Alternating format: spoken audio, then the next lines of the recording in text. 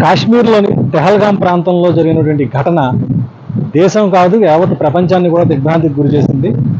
చక్కగా ఆహ్లాదంగా గడిపేందుకు వెళ్ళినటువంటి పర్యాటకుల్ని ఉగ్రవాదులు భయంకరంగా కాల్పులు జరిపి వాళ్ళందరినీ కూడా హతమార్చడం జరిగింది.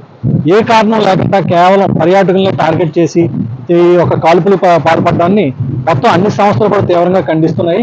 అయితే ఈ యొక్క కార్యక్రమం చేసింది మేమే అని చెప్పేసి టీఆర్ఎఫ్ సంస్థ ఇప్పటికే ప్రకటించుకోవడం జరిగింది. అయితే ఆ సంస్థతో పాకిస్తాన్కి ఎటువంటి సంబంధం లేదని చెప్పేసి పాకిస్తాన్ కూడా ప్రకటన చేసింది జరిగింది. అయితే ఇప్పుడు దీనిపై ఇప్పటికే ఈ యొక్క కాల్పుల్లోని దాదాపుగా 10 సంఖ్యలో ప్రజలు చనిపోవడం జరిగింది. వీళ్ళంతా కూడా టూరిస్టులు, ఇందులో కొంతమంది విదేశీయులు కూడా ఉన్నారు. వీరిలోని ఒక ఇద్దరు తెలుగువారు కూడా ఉన్నారు. అందులో ఒకరు విశాఖ వాసి, రిటైర్డ్ బ్యాంక్ ఎంప్లాయ్ అయినటువంటి చంద్రమౌళి అనే అతను విశాఖ సాగర్ తీరంలో నివాసం ఉంటున్నారు. అతనికి ఇద్దరు కూతుర్లు, వాళ్ళంతా కూడా విదేశాల్లో ఉంటున్నారు. భార్య బిడ్డలు ఇంకా బంధువులతో కలిసి కాశ్మీర్లోని ఒక పెహల్గాం ప్రాంతానికి వెళ్ళి విహారయాత్ర చేస్తున్న సందర్భంలోని ఈ యొక్క కాల్పులు జరిగాయి.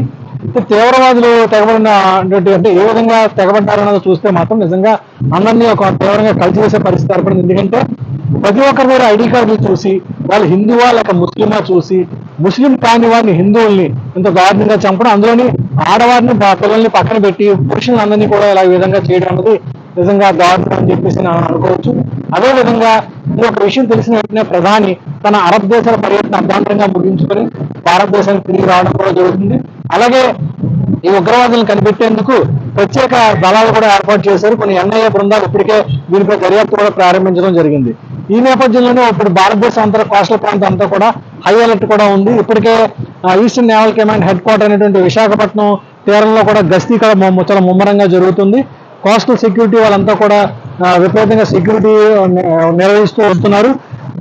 దీనిపై అంటే రానున్న రోజుల్లో తీర ప్రాంతాలు ఎటువంటి ఘటనలు జరగకుండా ఉండాలని ముందుగానే అప్రమత్తంగా ఉన్నారు. అయితే ప్రపంచ దేశాలన్నీ కూడా ఏదైతే జరిగింది కాశ్మీర్లో ఘటనని తీవ్రంగా ఖండిస్తున్నాయి. అమెరికన్ అధ్యక్షుడు ట్రంప్ కూడా దీన్ని తీవ్రంగా ఖండిస్తున్నారు. అలాగే రష్యన్ అధ్యక్షుడు కూడా దీన్ని తీవ్రంగా ఖండించడం జరిగింది. కాల్పుల్లో చనిపోయిన వారందరికీ కూడా వాళ్ళ సంతాపాన్ని కూడా తెలియజేయడం జరిగింది. అదే ఈ విషయంపై ఇప్పటికే ఆంధ్రప్రదేశ్ ముఖ్యమంత్రి చంద్రబాబు నాయుడు కూడా దిగ్భ్రాంతి వ్యక్తం చేశారు. అలాగే ఎవరైతే ఒక విశాఖ వాసి ఎవరైతే చంద్రమౌళి చనిపోయారో వారి నివాసానికి వచ్చి వాళ్ళ కుటుంబ సభ్యులకు సంతాపం తెలియజేసేందుకు ఈ రోజు ప్రత్యేక విమానంలో చంద్రబాబు నాయుడు విశాఖ కూడా రానున్నారు.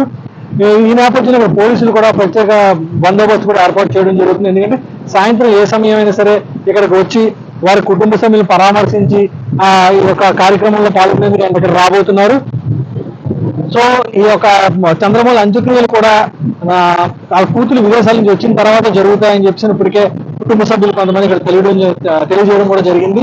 ప్రస్తుతం సాగర్ తీరంలో ఉన్నటువంటి పాండురంగపురం వాళ్ళ నివాసం వద్ద కూడా విషాద చేయాలనుకున్నారు. అక్కడ ఉన్నటువంటి స్థానికులంతా కూడా తీవ్ర విషాదం వ్యక్తం చేస్తున్నారు. ఎందుకంటే ఆయనతో ఉన్నటువంటి అనుబంధాన్ని సత్సంబంధాలను కూడా తెలియజేస్తూ ఇలా జరిగిందని తెలియని వెంటనే వాళ్ళంతా కూడా తీవ్ర దిగ్భ్రాంతి వ్యక్తం చేయడం జరుగుతుంది. Water studio.